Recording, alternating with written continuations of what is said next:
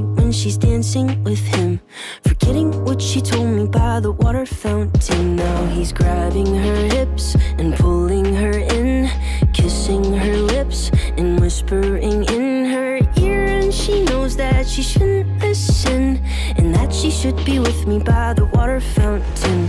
She couldn't be at home in the nighttime because it made her feel alone, but at that time she was too young. I was too young.